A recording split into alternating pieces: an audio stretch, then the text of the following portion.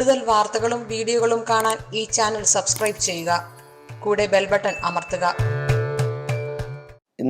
ഇന്നത്തെ എൻ്റെ ജ്യോതിഷ വിഷയത്തിലേക്ക് ഞാൻ എല്ലാവരെയും സ്വാഗതം ചെയ്യുന്നു. ഇന്ന് ഞാൻ പറയുന്ന വിഷയം പ്രണയകാര്യങ്ങൾ ജാതകത്തിലോ പ്രശ്നത്തിലോ അറിയാം എന്നാണ്. അതായത് ഇപ്പോൾ നമ്മുടെ കാലഘട്ടം അതാണ് ഇല്ലേ. ആരെയും കുറ്റം പറഞ്ഞിട്ട് കാര്യമില്ല.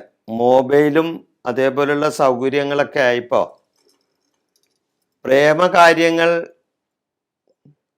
ഇപ്പോൾ വളരെ എളുപ്പത്തിലാണ് കാര്യങ്ങൾ നടക്കുന്നത് ഇല്ലേ.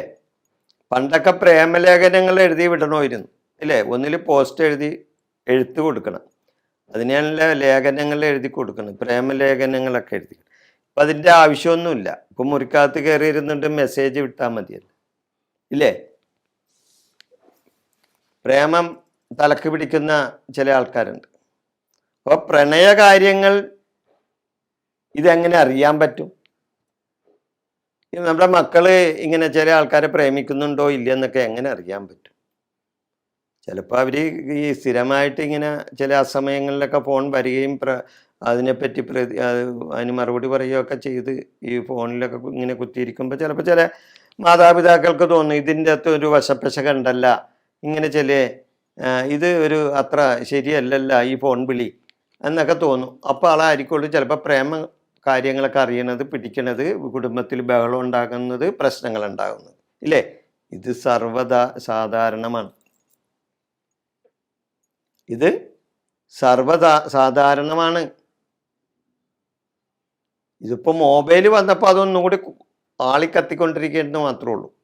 അതിനുള്ള സൗകര്യങ്ങൾ കൂടിക്കൊണ്ടിരിക്കുകയാണ്. അതാണ്. അപ്പം ഇങ്ങനെയുള്ള പ്രേമ വിഷയങ്ങൾ നിങ്ങൾ ഇതുപോലെ ഒളിഞ്ഞും പാത്തുനിന്നും മക്കളുടെ കാര്യങ്ങൾ നിരീക്ഷിക്കേണ്ട കാര്യമില്ല. അതിന് ജ്യോതിഷത്തിൽ ചില കാര്യങ്ങളുണ്ട്. ജ്യോതിഷപരമായിട്ട് മക്കളുടെ ആ ഗ്രഹനില ഒന്ന് പരിശോധിച്ച് അറിയാൻ പറ്റും. അവർ ഇന്ന സമയത്ത് ഇന്ന ആൾക്കാർ ചിലപ്പോൾ അത് പ്രേമബന്ധത്തിൽ പോകുന്നു. അവർക്ക് പ്രേമം വരും. അവർക്ക് മറ്റ് സ്ത്രീകളുമായിട്ടോ അല്ലെങ്കിൽ സ്ത്രീകൾക്ക് പുരുഷനുമായിട്ടോ പുരുഷന് സ്ത്രീകളുമായിട്ടൊക്കെ ബന്ധങ്ങൾ വരാവുന്ന ചില യോഗങ്ങൾ അവരുടെ ജാതകം പരിശോധിച്ചാൽ അല്ലെങ്കിൽ അവരെ ഗ്രഹനില പരിശോധിച്ചാൽ ഒരു നല്ലൊരു ജ്യോത്സ്യനെ നിങ്ങൾക്ക് പറഞ്ഞ് മനസ്സിലാക്കി തരാൻ പറ്റും. അപ്പോൾ അതുകൊണ്ട് മൊബൈലിൽ കുത്തിയിരിപ്പുണ്ടാന്ന് നോക്കേണ്ട കാര്യമില്ല. ഒരു ഗ്രഹനില ഒന്ന് പരിശോധിച്ചാൽ മതി. നല്ലൊരു ജ്യോത്സ്യൻ്റെ അടുത്ത് മക്കളുടെ ഗ്രഹനില ഒന്ന് കൊണ്ടുവന്ന് നോക്കിക്കാമോ, തീർച്ചയായിട്ടും അവർക്ക് അങ്ങനെ ചാടിപ്പോകാനുള്ള ഒരു യോഗം ഉണ്ടായില്ലെന്ന് അറിയാൻ പറ്റും. ചാടിപ്പോണെന്ന് പറഞ്ഞ ഉദ്ദേശം എന്ന് പറഞ്ഞാൽ പ്രേമിച്ച് പോയി ഒളിച്ചോടി കല്യാണം കഴിക്കണ വിഷയം. അതാണല്ലോ ഇപ്പോൾ ചില സ്ഥലത്തൊക്കെ നടക്കണേ. അച്ഛനമ്മമാരെയൊക്കെ ധിക്കരിച്ചുകൊണ്ട് അവർക്ക് ഇന്നലെ കണ്ട ഏതായാലും ചിലപ്പോൾ ഒരാഴ്ച പരിചയമുള്ള ഒരു ഏക്കൻ്റെ കൂടെ ആയിരിക്കുള്ള ഒരു പെൺകുട്ടി ഒളിച്ചോടി പോണേ ഇല്ലേ. ചിലപ്പോൾ അതേപോലെ തന്നെ തിരിച്ചും. എന്നിട്ട് അവസാനം എന്താണ്, പോലീസ് കേസും മറ്റേതും മറിച്ചതും, അവസാനം വല്ല കായലില പുഴയിലൊക്കെ ശവം പൊങ്ങലി, അല്ലെങ്കിൽ ലോഡ്ജിൽ കെട്ടിത്തൂങ്ങിച്ചാകലി, അല്ലെങ്കിൽ കുത്തിക്കൊല്ലലി, ഇങ്ങനെയൊക്കെ. കാരണം ഇവർ തമ്മിൽ ഈ മൊബൈലിൽ കൂടി ഫോൺ വിളിച്ച് അല്ലെങ്കിൽ ഇത് വെച്ച് ചക്കരയെ പൊന്നെ എന്നൊക്കെ പറഞ്ഞ് വർത്താനമൊക്കെ പറഞ്ഞ് സൂപ്പിക്കണ വർത്താനമല്ലേ പറയണേ. പക്ഷെ ഇവർ ജീവിതത്തിൽ ഒന്നിച്ച് അടുത്ത് പെരുമാറി കഴിയുമ്പോഴാണ് സൂക്കയുടെ മനസ്സിലാകുന്നത്. രണ്ടുപേരുടെയും വിശ്വരൂപ അപ്പം ഇവർ കാണും. രണ്ടുപേരും യഥാർത്ഥ സ്വഭാവം അറിയും. ചിലവർക്ക് ഭാര്യയുള്ളവനായിരിക്കും ഈ ചില കല്യാണം കഴിക്കാത്ത പെൺപിള്ളേരെ ഇങ്ങനെ ഇത് പ്രേമിച്ച് കൊണ്ടുവന്നത്. അല്ലെങ്കിൽ ഭർത്താവും മക്കളുള്ളവളായിരിക്കും ചിലപ്പോൾ അന്യപുരുഷൻ്റെ കൂടെ പോണത്. ഇതൊക്കെ പതിവായിക്കൊണ്ടിരിക്കണേ. ഇപ്പം നിത്യമായിട്ട് സംഭവിച്ചു കൊണ്ടിരിക്കുന്ന ഒരു കാര്യമാണ് ഈ വിഷയം ഞാനിവിടെ അവതരിപ്പിക്കുന്നത്. അപ്പം ആരെങ്കിലും ഇതിനെതിരായിട്ട് എനിക്ക് ചിലപ്പോൾ എന്നെ കമൻ്റ് ഇടുകയായിരിക്കും, അല്ലെങ്കിൽ എന്നെ വിളിച്ച് പറയുമായിരിക്കും. എന്നാലും സത്യമല്ലാതാവുന്നില്ല. ഞാനുള്ള കാര്യമാണ് പറയണത്. അപ്പം അതുകൊണ്ട് നമ്മളുടെ മക്കളെ ആൺപിള്ളേരാണെങ്കിലും പെൺപിള്ളേരാണെങ്കിലൊക്കെ ഒന്ന് ശ്രദ്ധിക്കുന്നത് നല്ലതാണ്. അതിനുവേണ്ടി നിങ്ങൾ അവരുടെ മൊബൈൽ പരിശോധിക്കേണ്ട കാര്യമൊന്നുമില്ല. അവർക്ക് ഇങ്ങനെ ഗ്രഹനിലയിൽ അവർക്ക് ഇങ്ങനെ ഒരു യോഗം ഉണ്ടോ ഉണ്ടെങ്കിൽ നമുക്കത് കണ്ടുപിടിക്കാം. അതാണ് ഞാൻ പറയുന്നത്. അതിന് ജാതകത്തിൽ ചില സൂചനകൾ ഉണ്ടാവും. നല്ലൊരു ജ്യോത്സ്യനെ സമീപിച്ചാൽ അതിന് മറുപരിഹാരം ഉണ്ടാവും. വിവാഹപൂർവ്വ ശാരീരിക ബന്ധം വരെ പ്രശ്നത്തിൽ സാധിക്കാം.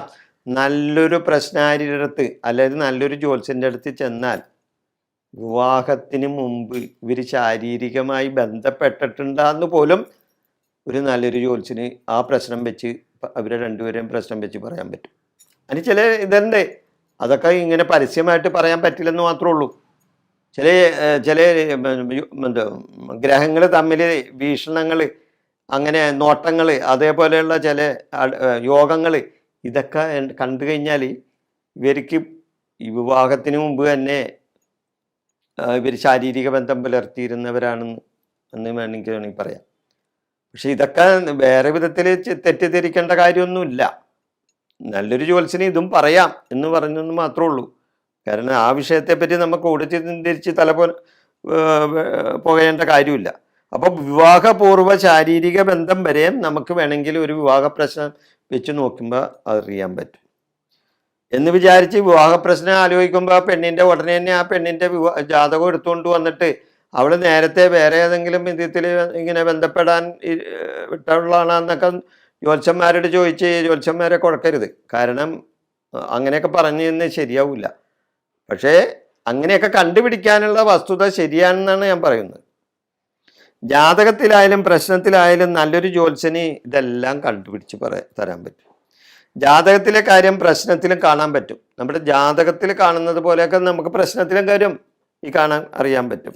ജാതകത്തിലായാലും പ്രശ്നത്തിലായാലും 7ാം ഭാവത്തിൽ കുജശുക്രയോഗം കണ്ടാൽ, ജാതകത്തിലായാലും പ്രശ്നത്തിലായാലും 7ാം ഭാവത്തിൽ കുജശുക്രയോഗം കണ്ടു കഴിഞ്ഞാൽ അവിടെ പ്രേമം പറയാം. അവിടെ പ്രേമം പറയാം. 7ൽ രാഹു യോഗം കണ്ടാൽ, അതായത് ഒരു ജാതകത്തിൽ ഗ്രഹനിലയിൽ 7ാം ഭാവത്തിൽ, 7ാം ഭാവം എന്ന് പറഞ്ഞാൽ ഞാൻ കൂടുതൽ വിസ്തരിച്ച് സമയം പോകും, അതുകൊണ്ടാണ്. 7ാം ഭാവം എന്ന് പറഞ്ഞാൽ എന്താണ്? വിവാഹത്തിൻ്റെ ഭാവമാണ്, ഇല്ലേ? കളത്രഭാവം എന്ന് പറയും. അപ്പൊ 7ാം ഭാവത്തിൽ കുജശുക്ര രാഹു യോഗം കണ്ടു കഴിഞ്ഞാൽ ഇത് അവിടെ നമുക്ക് വിവാഹ ഇങ്ങനെ പ്രേമബന്ധങ്ങൾ പറയാം.